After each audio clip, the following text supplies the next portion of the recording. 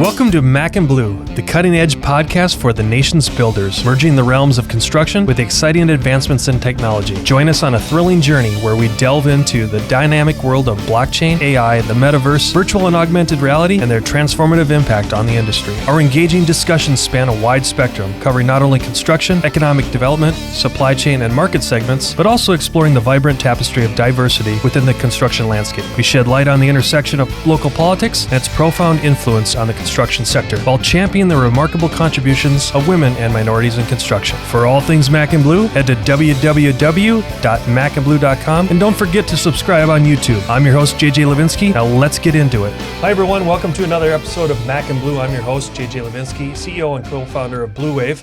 I've got a brother from another mother, or a guy in the hood on today, Barry Chase, CEO, founder extraordinaire of CHASSE Building Team. Welcome, Barry. Thank you. Pleasure to be here.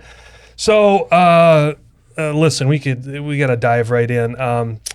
You're a well-established, one of the biggest firms in Arizona, but the history of kind of how you got into all this is probably as inspiring as anything. So without further ado, if you don't mind going back and just let the audience know, like, how did it all start? Because we were all cronies in the construction industry at one time, and how did it come about? Yeah, well, I started New Jersey is where I grew up. We won't hold that against you. I know, and worked for a developer who had construction and architecture, and worked actually for about a year out of high school, and then decided I think I need to get some college behind me. So picked ASU they had construction and architecture because I didn't know, and decided to go out to ASU, started in architecture, and then switched to construction when I knew I didn't have any talent of design, and stayed in that program, and the rest is history, really. So when you were in the program, was it still like, what was it, Dr.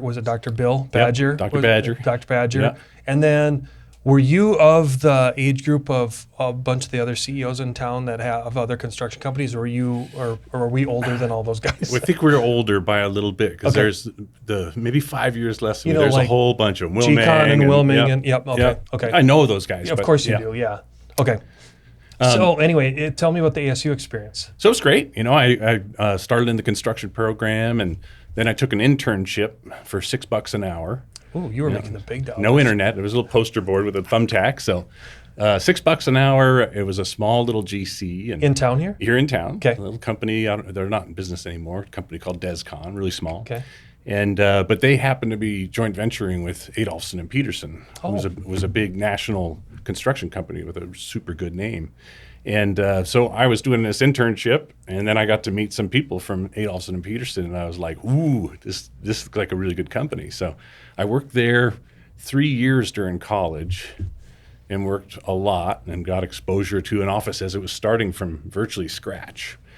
Had a great mentor. Mike Peterson's still a dear friend and mentor of mine today, and he kind of came down to Arizona and helped me learn the ropes. It was me and another college friend of mine that were starting the office, and we kind of just got this office going. And it was back, it would have been officially 1991. It was 91. 91. Okay. And so we just slowly got our start. We hard bid all our work, and kind of if you're the low bidder, congratulations, I'm sorry, you're going to build this job for whatever your price was. And we just started that way. And we had support of the big company, Adolphson and Peterson. So it was kind of a pretty insanely cool opportunity to have at a really young age, where I was really learning. You learn what you learn in school, but you really learn more on the job in industry. Yeah. So got our start, and we win a job, we'd have to go hire some people, and then we'd win another job, we'd go hire some more. And we kind of were, I guess you'd call us, we were a little experiment. Meaning we were really young. We shouldn't have been doing what we were doing, but we had some support. But you took the challenge when you were... Oh, we loved the challenge, and we were learning so much. Yeah. But then they had some really good people that we could call, phone a friend when we needed some help. And it was just an amazing opportunity to start from really nothing and grow that office. And it was maybe 7 years in that I kind of was working through the roles of the organization, and they just still hadn't brought down an operations leader. So I always thought they would, but we just kept figuring out what to do. And so they never shipped in a leader to take over the office. So I didn't know any better, so we just decided we better figure this out ourselves. So we grew to like 30 or 40 people, and And then it just kind of really kept taking off from there. So if I go back in the day, because full disclosure for the audience sake is, I was telling Barry offline, I've known A&P forever because I grew up in the upper Midwest and that Minneapolis was the headquarters. So I was telling Barry, I bet we'd probably met in Minneapolis at one point because everyone knew about your name in our, Minneapolis was even a smaller market than that. Well, it was, but it wasn't. Yeah. It seems like it's the same kind of family. Everyone knows each other type thing. But I remember your name coming up in meetings up in Minneapolis going, who's this Barry guy down in Arizona that's with A&P, Yeah. So anyway, but back in the day, who was in the management then? Just you? It was you and who? Myself, and then the beginnings, a guy named Jack Albert. Heard that name together. before, yeah. Great guy.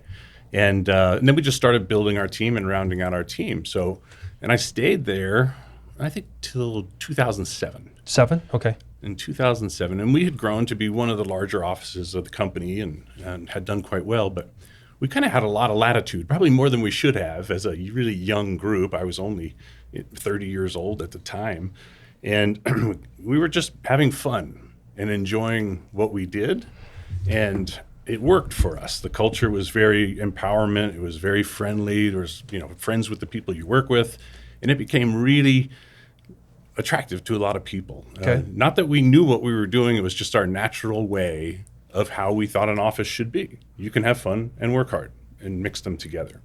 And so we saw really good results with that. So just your disposition alone, or your between you and your fellow leaders, that's what kind of spawned that organic growth, if you will? Yeah, because we were a little different than the other offices. And again, because we were young, didn't know any better. So success kind of built upon itself. The Arizona market was really strong. We had a lot of really good reputational clients that really enjoyed working with us. And ultimately, we just kept growing it. And at a certain point in time, though, I started having some reflection about, what is the culture that I naturally gravitate towards a full match in the big corporation. And quite frankly, I didn't know what I didn't know.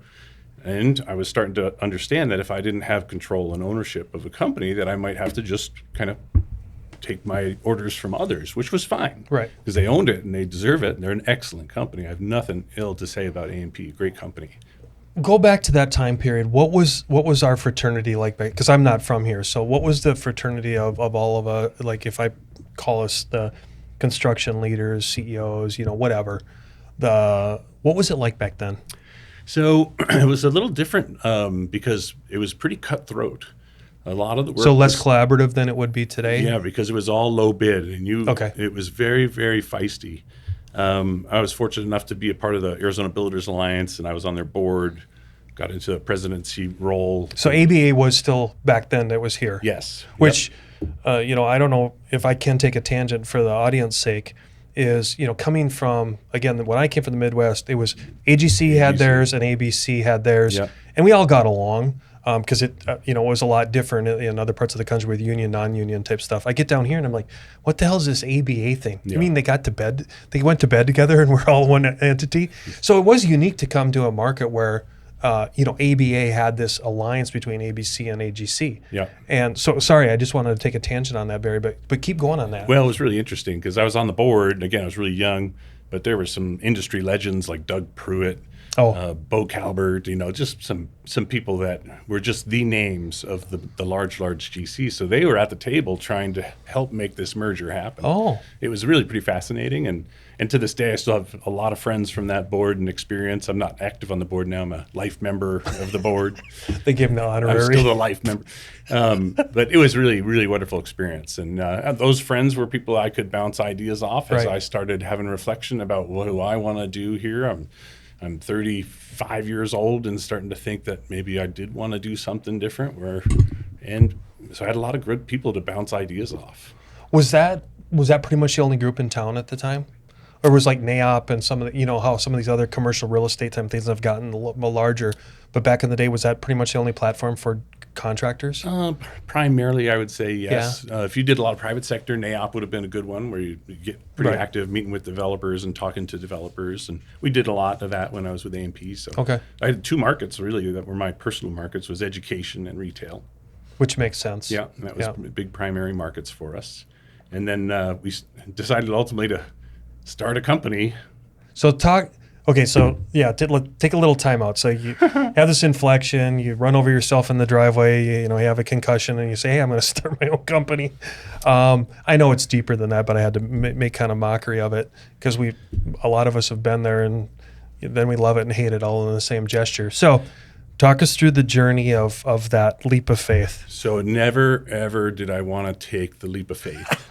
At least you're honest. Ever. It was not a piece of me. I always wanted to stay in that company, and as a young person, earn my way up, try to be their president and CEO. Like that was your destiny. That was my destiny, and I was learning from so many people. And it was just when I decided that I felt like because I wanted to have this unique culture, and it was still being learned in the other organization. So I think there was some turbulence about, can you actually have that much fun at work, or do you need to have a different environment? So.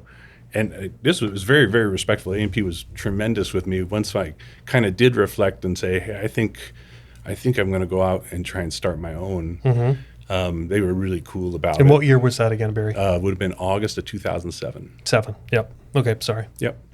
And so that's what we did. But I still didn't want to start my own company. So I went and met with several small GCs thinking maybe I could merge into a small GC that didn't have succession planning done, and kind of take over a company in time. Didn't have money saved for it. Didn't plan to have some sort of expenditure like this, and so it was quite the time. My wife and I had a 3-year-old and a 5-year-old, both daughters at the time. And again, we didn't have a plan to start our own company. So we tried to merge in with several companies. Still friends with most of them. Some of them are still here. Some are not. Didn't find the right fit. So clients basically are the ones that say, quit screwing around, start a company. Your clients will help you get started. Just be patient. So that's ultimately what we did. My wife and I came home from work one day and said, I think we got to do this. And she went along with it. So she deserves a lot of the glory of what we've done. And again, if I ask you anything that's proprietary, you can't ask, just politely decline. But how did you muster up the capital then? So we had a cabin in Flagstaff, and we had a house in Scottsdale. Okay. So we did a home equity line on the cabin and the house. Here's divine intervention, though, because that happened in about October of 2007. Uh-huh. If we waited one more month, those lines of credit wouldn't have been available at all. Because that's when stuff started. Banks froze. Yeah. They froze all the financing. So we were able the lottery. We put the equity in, we put it in a checking account, got bonding within a couple weeks. It was pretty amazing, and because some of the work we wanted to pursue was public sector.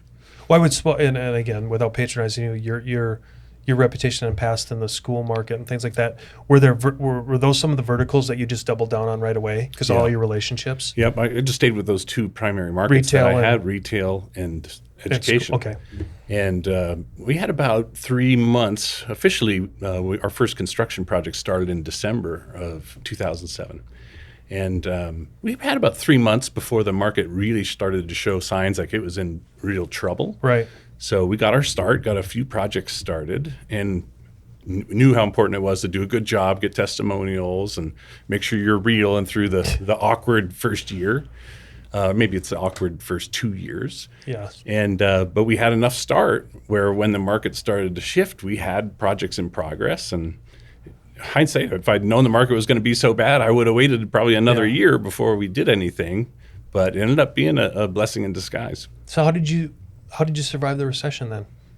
So we were young, feisty, had virtually no overhead. We were everyone. Yeah, just bootstrapping it, right? Everyone did everything. Yeah. It was kind of teams in the name for a reason, and one of our founding principles was no titles. So everyone had to be willing to do everything. And try to hang on to that still today. And it's we've grown a lot, but it's tough. It's a little tougher. Yeah. But so in light of that, though, since we were small and feisty, big companies were still passing on smaller work. Oh. So like in the coolest way, even A&P was referring me opportunities, big GCs that weren't looking at smaller work. Because they knew you. Yeah. Well, they thought I would do a good job and getting started, and we appreciated every referral we had. And if we didn't have that referral, then Mike could have been a different story. And so we would be winning some smaller projects, and then we'd be looking for people because we had to staff these projects. And then it was about the time when big companies then started to have right sizing having to happen. So they're letting go of people that some I knew, but some I knew were really competent in the industry. So we were able to bring people to our really young company that we probably had no business being able to recruit. Oh, I see. Because the market timing was slowed, perfect. they were let go or right sized, and we were like, hey, come here. We can't pay you what you were making, but you can have a shot At least here. have a job, yeah. And it worked. Interesting. Now, so go post-recession, Barry, and then tell me about some pivotal years or moments where you could remember quantum changes to how, like, you guys evolved to where you are today. Because there had to be some real stepping stones and milestones that you put your head on and go, yep, I remember when we did this, and then I remember when we did this. Yeah. Because I think the audience would love to hear how that growth happened post-recession. Yeah. Well, I'll put a narrative around it. A couple Okay. of things would happen. So we were in business for 1 year. And so it had been 2008 sometime. And a big national company started to pursue myself to open them an office in Phoenix. And I'm like, well, I'm kind of got this business going on. And this individual was very, very intent and aggressive and just put this crazy package in front of me. And I know it wasn't money that had me start my own business. It was the Freedom. the freedom and have the culture I wanted. And but it was pretty compelling. And I remember showing my wife, and she's like, "You're going to take it, right? You're going to take it." And I'm like, "I don't think I can. It's just a same So was it a situation." true M&A? No, it was just an acquisition for me to lead them a new office. Oh, was it? Okay. Because we were just barely started. Right. We might have done 3. Got it. So it was just targeting you. Yeah. Got it. Okay. So that was a test for us, though, Yeah. because I talked to the team. We had some teammates there, and they were too interested. And then maybe 2 years in, another friend of mine who works for a big company in Colorado, he wanted to merge and do something together because we'd known each other for a long time. Right. And he's just like, let's do something together. I'll help you. You can. And so I ran that also by my team. This is, again, the second or third year in business. And our team we were probably 15 people. Oh, so, yeah. But they were loving the challenge of competing as a small group with some really big, excellent firms. And they just didn't want anything to do with some sort of partnership or JV. So we've kind of passed on that opportunity too. But those were pretty compelling. That's when I really felt like, okay, we're doing this now. It's real.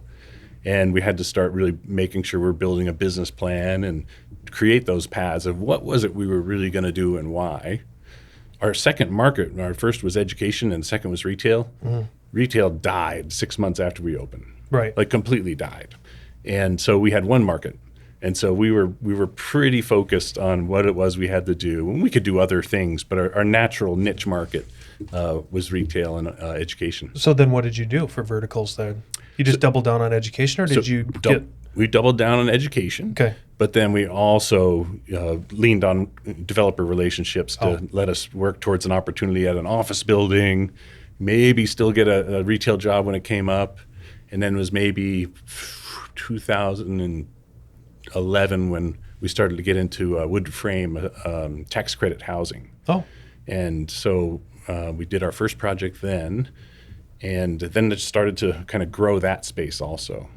If I can ask, Barry, was that a vision of like yourself, or can I paraphrase that you hire a really talented person, they usually bring that kind of asset and that relationship with, was it almost that, or was it your vision? No, I wouldn't say that would have been our starting out of the gate vision. But when retail did pop, then we were looking at what's our diversification strategy and how do we do it. So, and it was different. It's different today as I consider diversification than it was in year 1 and year 2. Year 1 and year 2 is who do you know, who's going to trust you to give you an opportunity, and when you might not even be qualified to do that opportunity, but they trust you. Right.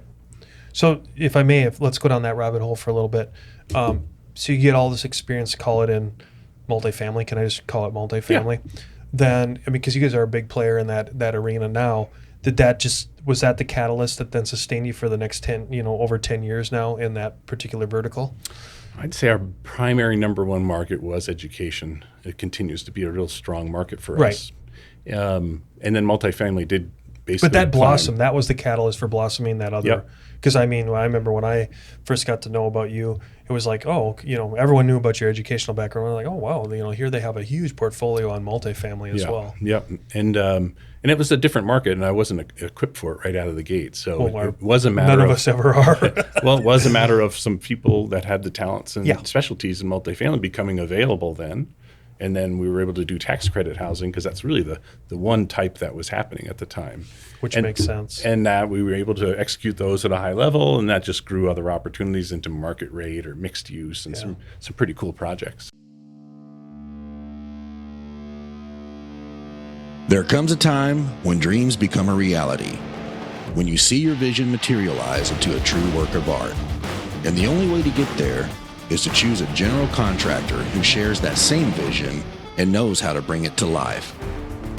At Blue Wave, we aren't so big that we've forgotten where we've come from, and we aren't so small that we can't care for your projects regardless of their size. When your vision deserves safety, perfection, timeliness, and expertise in order to become a reality, trust Blue Wave to get it done right the first time.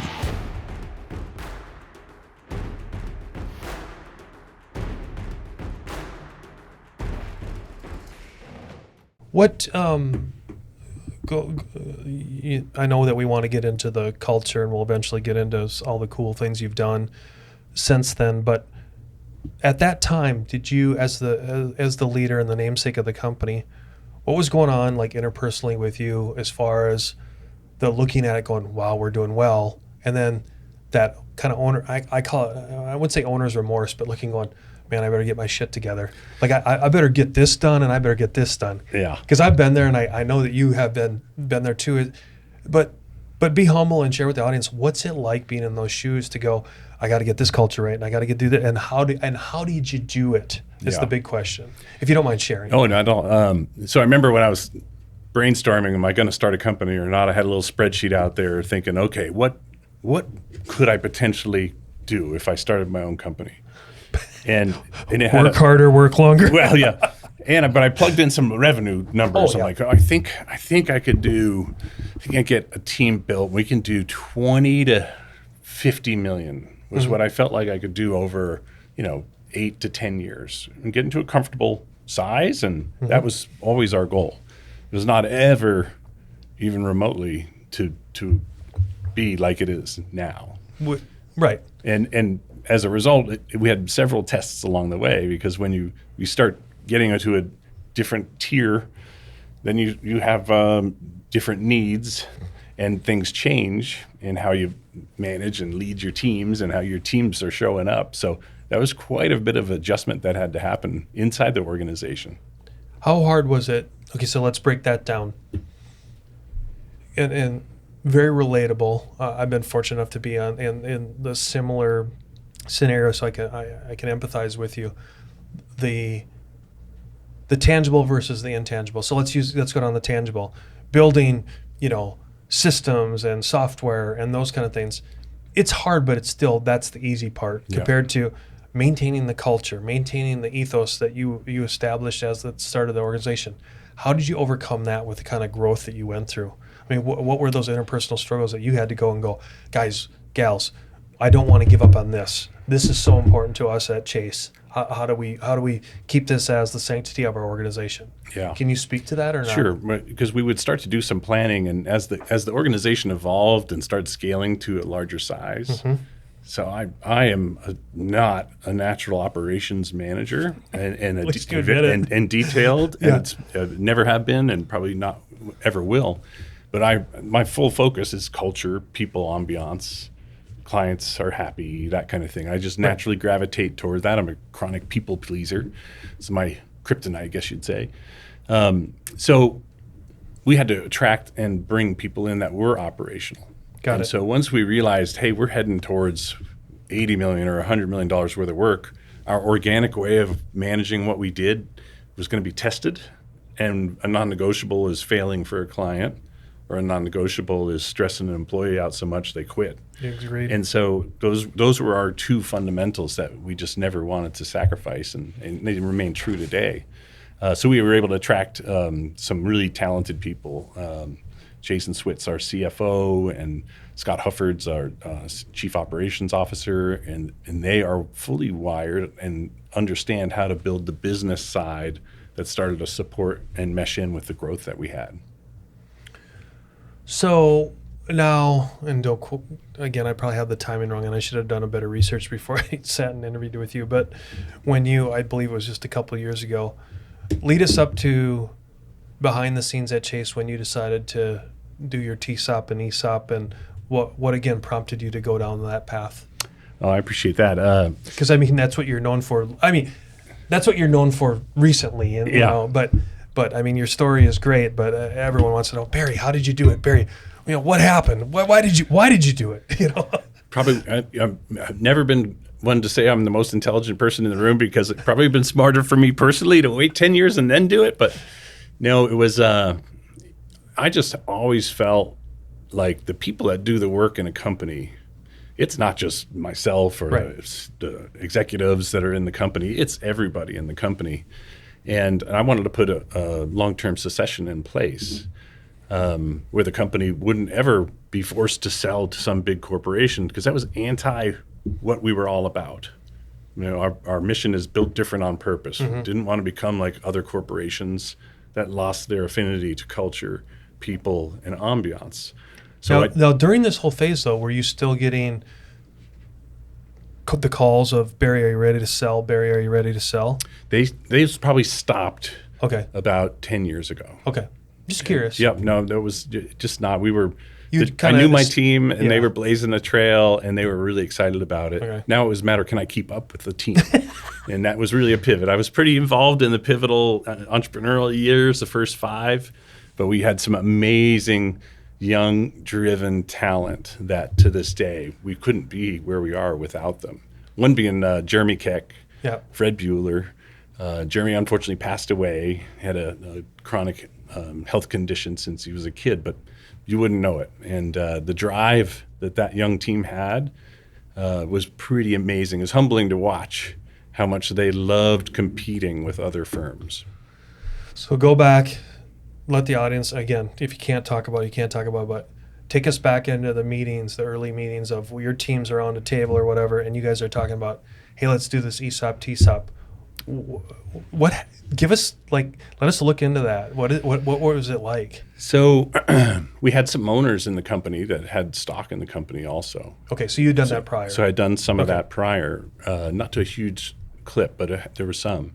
And so as soon as I kind of came to grips with this, it really would be an amazing structure for the organization for long time. We had a consultant come in, kind of explained how it worked, and it was eye-opening to see in the least how impactful it could be for people that were selling their stock, but also for all the employees that just received that stock. So, important conversations with those stockholders about, why this is good for them too, and what about all the people that are doing the work, and how it fits our vibe as a culture, as a company. And my goal was to not lose a single person throughout the whole course, not a existing teammate or one of the stockholder teammates. Wow. And we were able to do that. So I was really, really proud of that. That's a hell of a utopian goal. It was a huge goal, and it was really cool how everyone kind of rallied together and saw it not just through their own lens, but what's best for the company long term.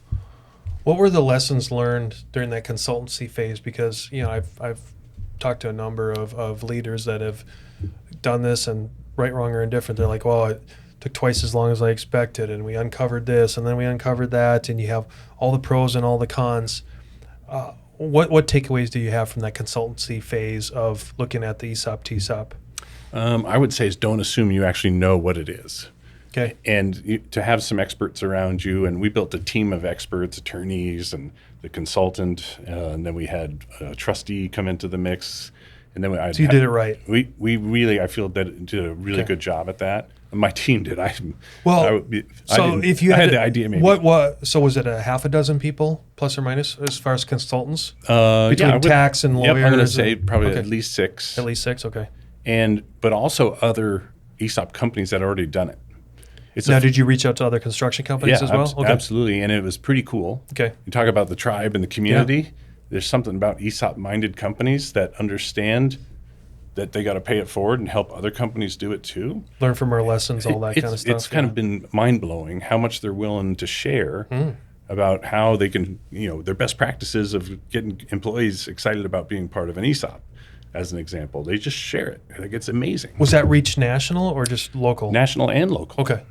And so now that we've done one, I just got a text in the parking lot from somebody who says, "Hey, can we meet and chat about the ESOP?" And I'm like, "Absolutely, happy to." It's not like it's great for our industry. I think it's really, really a cool concept. So then walk us through, okay, so now you've gone through this due diligence phase, and now you have to, when you're doing, I call it due diligence, but you know what I'm saying. Did everyone know? Did all the employees know that this was coming? Was it imminent? No. You kept it a secret? And just, well, not to be deceitful, that doesn't sound good. No, you do. So 2015, we studied this at one point. Okay, so 2015. And so we looked at it, where the company was size-wise and the costs and fees and things like that. Because were you a couple $100 million at the time then? Yeah, it was probably 150. So you're getting up there. Yeah, we were close, but it just didn't feel like the right size, so we didn't go down that path. We just internally did some of the stock things. And then we restudied it in early 21, maybe late 20. And so, and then brought a consultant in, re-looked at it. The company had grown in scale. And it made a lot of difference, having the right consultant. A lot of difference. So, and you keep it a little bit behind a veil because the last thing that you want to do is like get everyone excited that we're going to do it. And then fail. And then Barry changes his mind. He's not going to do it now, right? And that would be a bad feeling for all the people. So because they get excited about it. Everyone's pretty fired up about it, but they didn't know. Maybe 20 people knew. I'm sure the inner circle had to kind of know. Yeah, there's probably 20 to 25 out of 200 that kind of knew something was cooking about an ESOP. But the large majority of our teammates didn't find out until the reveal day, which we did at the Sloan baseball park, and just announced to everyone, say, "Congratulations, you own this company now." And they're just like, "Wait, what?" Hold on, come on. We got to take some time here. So walk us through that day. And I mean, literally, give us a little bit more granular detail. How did it all go down?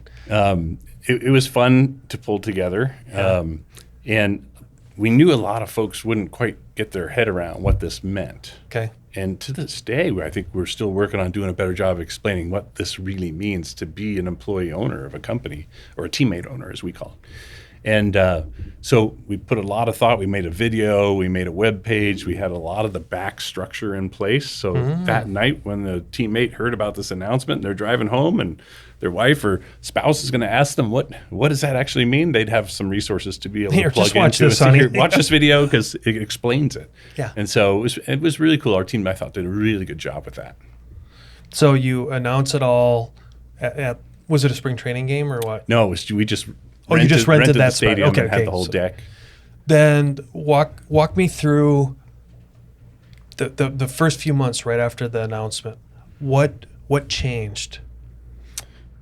Well, all our financial planning tools had to change pretty fast. This was something we didn't really anticipate as much. Whoops. Well, we just start watching some different things. So because you have a fiduciary responsibility to your people, where it used to be I was just fiduciarily responsible to my wife. Right. Now you're there to serve everybody, and it's a mindset shift that to me it's a welcomed one. Yeah. But there is some shift in how you look at things and how you do. The biggest reason why, personally, I think our team was excited about doing an ESOP was because that eliminated the fear of us getting bought by some mega jumbo general contractor and everything changing. And so that put control back to us. Interesting. And so, which I'm not a control freak, but I didn't want someone to come in here after we spent 17 years building the company up to where it was, and then have somebody saying, okay, now you have to change how you're doing things. So that's one of the things I love the most about ESOPs is you really have the control of the organization. Now, you put it in hands of many people, but you still have the controlling voice for the organization, which was really important to me. What, speaking of the ESOP, the other thing, of course, you guys are touted for is the T-sop. So tell me the story about how you went from an ESOP to a T-sop and how the teammate versus the employee. Is it just verbiage, or does it have a deeper meaning? It's both. Verbiage and a deeper meaning. Like our company's been funny to be kind of different than other companies. We don't, for the 5-year anniversary, they get a bobblehead that looks like them. You mean they don't give one of you, Barry? Come on. I have a bobblehead. So they can take the slingshot and knock it off. Yeah, but exactly. And so it's just silly. And you're just having fun with things. And then 10 years comes, and some of the teammates are saying, well, what are we going to do to celebrate 10 years? And I'm like, let me think about that. Yeah. So we decided we're going to celebrate 11 years because everyone celebrates 10, and we're built different on purpose. So we're going to do a sabbatical. So we get orange suitcases and recognize the teammates that are 11 years, and we put a travel stipend in the suitcase, and just kind of stay unique to our upbringings and not forget what made us successful. I love it. Yeah. It was fun. So the T-sop came up similarly in conversation. Mm-hmm. ESOP, all the conversations with all consultants. And I'm like, we got to do this differently. I never have liked the word employee. It just feels funny to me. Feels like you own them. It's like CHASSE Building Team. Team's in the name for a reason. So this is a teammate-owned company. So we said, this should be a T-sop. And of course, all the consultants are saying, you can't do that. And we're like, oh, watch us. And we did. Were there any legal ramifications for the T versus the E? Like, did you have to go? Probably had to spend some extra money and time. If you really peel us back, it's going to be a registered ESOP and all those things. But internally, how we fully promote it is it's right, because T-sop. You have it everywhere. Yeah. I remember when you guys launched, it was T-sop, and I remember everyone in town going, "Wow, what's Barry doing?" Yeah.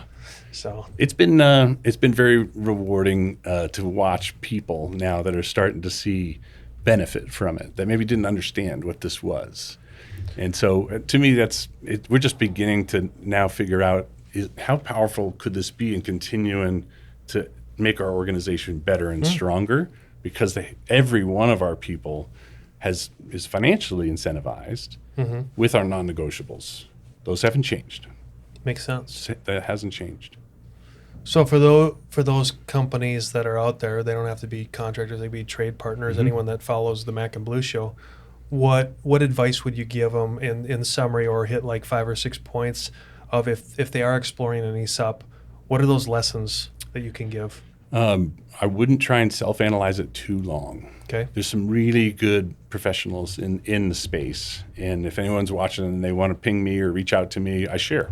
Right. I want people to do this. I think it's really, really powerful. So don't self-analyze too long. And really understand that it could be a better solution than you might be thinking for everybody involved. And I wouldn't even limit it necessarily to, am I certain size, revenue or not. Every company and situation is different. Runways for the owner's future, that's different in each company. I still have quite a long runway, so it's different for me, but I wanted to be a part of getting this really ingrained for our team. If I have any real drive at this point right now, it is to make sure that this really takes hold and becomes something that's really, really powerful for a long time. But do you need, from a structural standpoint, before you got on this venture, do you need some key, like you were talking about how your CFO, CEO, you'd had your C-suite built out, quote unquote. Would you advise that has to almost take place before this? I would. I think this is a heavy lift from the CFO and the finance team. Yeah. Like there was a lot that went into that, a lot. And I think when you think you have your team assembled and then you go into an ESOP, you might need one more really good person because it's just much more than maybe we originally anticipated, but no regrets from anybody. So do you actually have someone in your team that is devoted to nothing more than the communicative nature of the ESOP itself? So we have like committees. Okay. So the committee will have someone from marketing, they'll have someone from accounting, and someone from people resources. And we all get together as a committee and really think about, okay, how and what do we need to be emphasizing now to help our people understand what this is? It'll solve itself in a few more years when they start seeing their account balances grow. That takes, this is a good thing. So we're just trying to accelerate that by looking forward and helping people with tools so they can see how powerful this could be. You've mentioned culture a number of times. You obviously embody it in the way you conduct yourself. But talk about how that dovetails into like how you believe mentorship should go down, and what do you guys do in your organization? So I think one of the things that success of growing a company and it getting larger and more people, more teammates on board, it's kind of challenged the style of leadership we might have had one time. Now it has to expand. It's not a it's now a team. So we have many leaders in our organization that we want to be speaking the same way about culture. They get it. It doesn't matter if they're talking to me. It doesn't matter if they're talking to this person or that person. When somebody says what's important to Chase, what's the non-negotiables, how important culture to Chase, that we're all speaking the same, and really looking to emphasize that continuously through meetings. And that's a little different. We didn't used to have to do it that much. We could have been more organic, but now we have an office in Tucson, so we need the Tucson leadership to be leading and strumming the same way. But again, that's where I think the power of the T-sop's really playing in. Have you toiled with, or have you been asked to leave the state and expand to other states? Yes. And your position has been what? No. We're keeping this very binary for Barry so we don't confuse him. Yes, no. No, we've had some good clients ask us to go somewhere, and we can evaluate that. But our reputation is so much to us. We're really good, I think, at what we do here in Arizona. So why?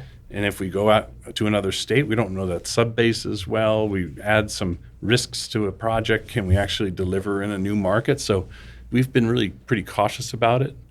At some point. How long ago, again, just for audience sake, how long ago did you expand to Tucson formally? 2014. So it's been a while, Yeah. almost 10 years now. And that happened organically, which is probably You just went with a customer, I assume. a customer, but then a team went down to build the project, and they liked Tucson, and Barry, we want to move. that's basically what happened. We said, well, let's give it a go, and now they're doing you guys tremendous. don't have to sleep in the construction trailers anymore. But they're doing tremendous. It's really cool. There comes a time when dreams become a reality, when you see your vision materialize into a true work of art. And the only way to get there is to choose a general contractor who shares that same vision and knows how to bring it to life. At Blue Wave, we aren't so big that we've forgotten where we've come from, and we aren't so small that we can't care for your projects regardless of their size. When your vision deserves safety, perfection, timeliness, and expertise in order to become a reality, trust Blue Wave to get it done right the first time.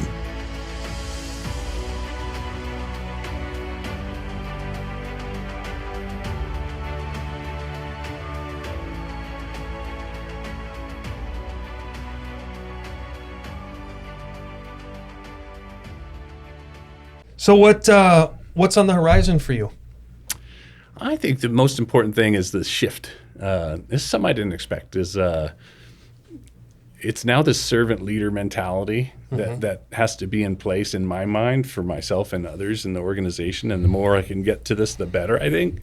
But really making sure we're here to serve our people and make sure that they are having the best experience they can with their career and opportunities in construction. To continue to razzle dazzle and do great work for clients. And that's been the secret sauce for our company. We don't want to see that change. We've never been a profit only focused company. You got to have some profit, or it's a nonprofit, and that's not ideal.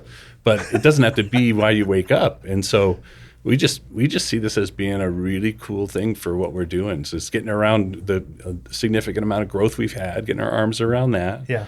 And then really being smart about those next positioning and strategies. We're meeting tomorrow for a strategic planning meeting. Oh, so nice. Going to be just talking about all of this, saying, okay, 5 years from now, what do we wish we were going to do in 2024?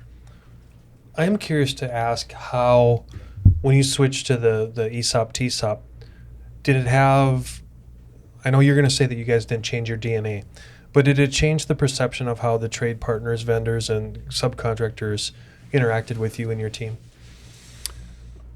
I don't believe at all.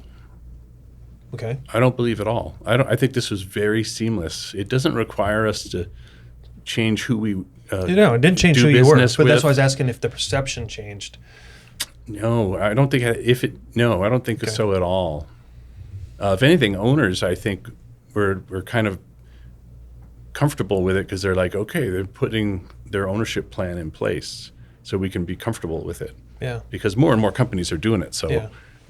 Well, from that standpoint, do you feel that this positioning helped you win and earn more work?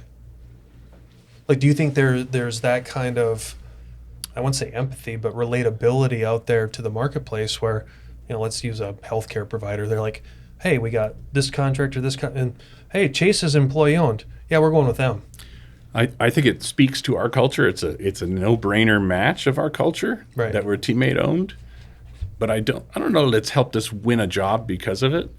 I would say it's helped us recruit and retain our talented teammates. That's been noticeable in now that there's something that's in place besides their salary and bonus and 401k match. Now there's something really meaningful in addition. I think that's going to be yielding the most first fruits for us. Do you mind disclosing what the vesting period is? I think it's 6 years. Okay. But they'll start to see the account start to hopefully improve, right, get bigger. And but if somebody leaves the company, there's a bunch of rules. You'll have to talk to my finance team on that one. Like a true leader, he's like, hey, talk to my CFO. No, I think a lot of people are always interested, like, hey, how does that work? Is it day one? And it's like, usually it's never day one. Yeah. Like, you got to put some sweat equity in before you can just, be handed the golden. I think it's 6 to 12 months they're there before they get okay, invited into the ESOP. But if they're there that long, they're into it before. Well, my friend, I said, what am I failing to ask you? What would you love to share about your journey and what you guys have done at the CHASSE Building Team? Just want to. I'd say that there's probably one thing, and I learned it from a really good mentor of mine, is, boy, your relationships stay with you, and they stay with you whether they're good relationships or bad relationships. And the coach that I had in Mike Peterson was, you take the high road when you have duress, and it comes back to you in the future. And he, along with others, that was really the biggest reason why I think we were able to start a company when we did, is I had clients that were willing to say, I think we can trust they're going to do us a good job. Mm-hmm. And it's really powerful. And it's powerful internal, teammates to teammates. It's powerful with clients. It's powerful with architects, powerful with subcontractor partners. Just don't get a big ego. That is a fun story. Oh, no, I can't say it. Oh, okay. We put an ego checker in the office. So it's a little placard on the wall, and it's got a mirror on it. It says, check your ego. I love it. Yeah. And it was just kind of fun. So, and everyone checks it. I still check it from now and then too. And then the other one is, don't be the ass and chase. So if somebody doesn't embrace that might be the title of the podcast. Don't be the ass and chase. That'll get everyone to check it. It is something we openly talk about. Remember that one. It's in these things right here. So it's just fun. We like to. What we do is serious in the company with building and construction. Yeah, but come on, and all that kind of humility, I love it. It is something that we really, really aspire to maintain, because it's served us and it serves our people and clients. So. Well, let's talk. Let's end the episode with talking a little bit about yourself. We started with you. You said you're married, you have some daughters. Yeah. Do you have some freer time? What are you doing with some of your extra time now outside of CHASSE? I don't think I've discovered the extra time yet. Oh, sorry, I didn't mean to lead you into despair there. I have a whole lot of clients and competitors celebrating that they think I'm retired, and that's just not the case. I'm only 55, so my biggest goal is to really get this T-sop to stick and take hold. Yeah. So I haven't really seen a big shift in free time. My wife and I were able to get out to Coronado, California a little bit during the summer. And Are your daughters like grown now, though? Or they're in college, both off to TCU, so official empty nesters. Ooh. Figuring that out. You get to go over to DFW a little bit? Yes, yeah, and it's super fun to be there. It's a great school, but that's a hell of a campus. Yeah, but no, I would say not just yet. We're still. I still really enjoy what I do, and we have a great team. So that's where I love to spend my time. You mentioned the boards and things. Are you serving on any other kind of boards around the valley then? Life director for the ABA. I think I'm involved. I'm going to be involved with Greater Phoenix Leadership. Oh, nice. That's new to me. So I think that's going to be fun to get exposure to what they do. They do great work. And then Boys and Girls Club of Greater Scottsdale. I was a board of governor and a trustee there. Still involved, life status there. On 2 education foundations for K-12 school districts. So imagine that. Yeah. And if I join another one, my wife's going to divorce me. So I'm not joining any other boards. You heard it here. So if she listens, we have it on. It's on tape. On tape. Hey, you made me think of something else that I know a lot of people want to ask when there's someone like you on, like Barry. What other things were you involved in from a leadership perspective? Any kind of formal business groups that fostered your own growth? You know, as far as giving testimony to like, hey, get out. You talked about all the relationships, but other than just organically, was there anything else you were in, like EO, Vistage, YPO, any of those kind of things? No, it's a regret, I would say. Oh, really? So I would have either Vistage or YPO, Okay. but I got to 40 before I could do it, and for at least for YPO. Yeah. And but I did a lot of formal trainings through Arizona Builders Alliance. They have leadership development ABA forums stuff, and things like that. But I was kind of a leadership junkie in books, and like I spent a lot, because I was really young when I started trying to do it, and I didn't know what I was doing at all, still learning. I was pretty focused. You were immersed, but in your own way. Yeah. Yeah. Yeah. All right. Was there anything else you want to add? No, just want to say thanks for doing this. It's been a pleasure to have you on. I've been, I think I know when I do my forecasting, I think I reached out maybe a while back, and I was like, I got to get Barry on. His story is too good not to tell. Well, so thank you for being humble enough to come on, tell us about you, your team, the success you guys have had, and gals. When I say guys, it means gals too. But without patronizing you, I think everyone. It's nice to see the Chase name and the logo around town. It feels like it's a local pride, and I know you feel the same way. Yeah, and now there's an ass in Chase officially. And then everyone can have a piece of berries. Well, I did want to say one more thing. Yeah. Your program I think it's great because it's getting stories out about the AEC community. Yes. So much opportunity in our landscape here. Oh. And just getting people to understand there's so much opportunity, and somebody even there's so many things besides being on a construction job site inside of our industry that people don't even realize. No, and you're right. Our fraternity and sorority when we decided to do the MAC Bleu podcast, it was like, hey, it's all about exposure. I don't think people realize that it's still I call it the smallest big city in the world. Yep. And it's like we can all shake hands and know each other at the table, but yet, to bring in the TSMCs and to see what we've done in Arizona just in the last 10 years, Yep. and we're a pivotal part. Our community is a pivotal part in growing that community. I'm very proud of it, and as you should be. And my job and our job on the podcast is just to expose all those things to everyone. Yeah, I think it's great. Thanks for acknowledging Keep it up. Okay, thank you. With that, we'll wrap it up for this episode with Barry Chase. You've been listening to the MAC Bleu Show, brought to you by Blue Wave General Contracting. Be sure to subscribe to the MAC Bleu podcast on your favorite podcast platform. Follow JJ Levensky on LinkedIn and Instagram.